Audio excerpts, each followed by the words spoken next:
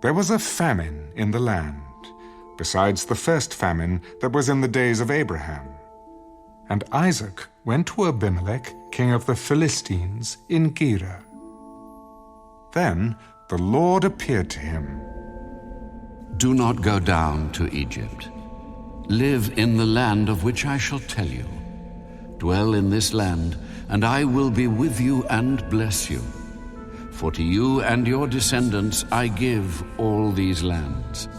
And I will perform the oath which I swore to Abraham your father. And I will make your descendants multiply as the stars of heaven. I will give to your descendants all these lands.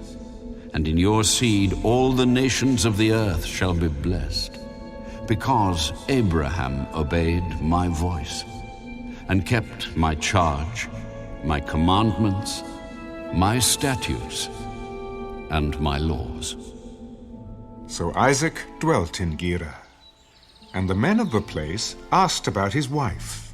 And he said, She is my sister. For he was afraid to say, She is my wife. Because he thought, Lest the men of the place kill me for Rebekah, because she is beautiful to behold. Now it came to pass, when he had been there a long time, that Abimelech, king of the Philistines, looked through a window, and saw, and there was Isaac, showing endearment to Rebekah his wife. Then Abimelech called Isaac and said, Quite obviously she is your wife. So how could you say, she is my sister? Because I said, Lest I die on account of her. What is this you have done to us? One of the people might soon have lain with your wife, and you would have brought guilt on us. So Abimelech charged all his people,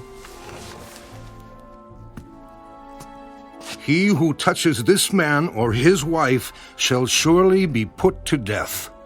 Then Isaac sowed in that land, and reaped in the same year 100-fold. And the Lord blessed him. The man began to prosper, and continued prospering until he became very prosperous. For he had possessions of flocks, and possessions of herds, and a great number of servants. So the Philistines envied him. Now the Philistines had stopped up all the wells which his father's servants had dug in the days of Abraham his father, and they had filled them with earth. And Abimelech said to Isaac, Go away from us, for you are much mightier than we. Then Isaac departed from there, and pitched his tent in the valley of Gerar, and dwelt there. And Isaac dug again the wells of water which they had dug in the days of Abraham his father, for the Philistines had stopped them up after the death of Abraham. He called them by the names which his father had called them.